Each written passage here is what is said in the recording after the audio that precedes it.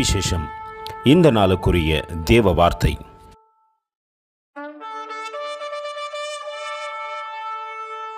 Lying lips are abomination to the Lord, but they that deal truly or is delayed. Proverbs 12:22. అబద్ధమాడు పెదవులు యెహోవాకు హేయములు, సత్యవర్తనులు ఆయనకిష్టులు. సామెతల గ్రంథం 12వ అధ్యాయం 22వ వాక్యం.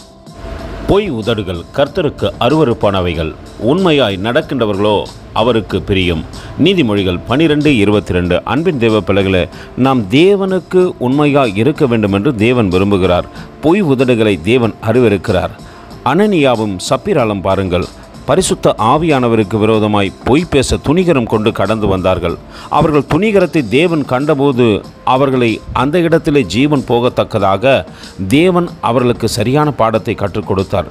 நாமும் தேவனுக்கு பிரியமாயிருப்போம். தேவ சமூகத்தில் கூடுமான வரைக்கும் பொய்களை பேசாதபடிக்கு மிகவும் எச்சரிக்கையாய் நடந்து கொள்வோமானால் நிச்சயமாய் நம்முடைய பொய் நாவுகளை தேவன் மாற்றி தேவனுக்கு பிரியமான பிள்ளைகளாய் நம்மையும் செயல்பட செய்து விடுவார். அந்த அன்பின் தேவனுக்கு நேராய் நம்மை தாழ்த்தி தரைமட்டமாய் ஒப்பு கொடுத்து அவரை பார்த்து சொல்லுவோமா, அன்பின் தேவனே, எங்களை உருவாக்கத்தக்கதாக எங்கள் வாழ்க்கையில் வந்தவரே, உமக்கு கோடி ஸ்தோத்திரம். கர்த்தர்தாமே உங்களை ஆசீர்வதிப்பாராக. ஆமென். எங்களோடு கூட இணைந்து ஊழியம் செய்ய விரும்பினால் இந்த வார்த்தைகளை மற்றவர்களுக்கும் பகிர்ந்து கொடுங்கள். இது ராஜ்யத்தின். Thank you for watching. God bless you.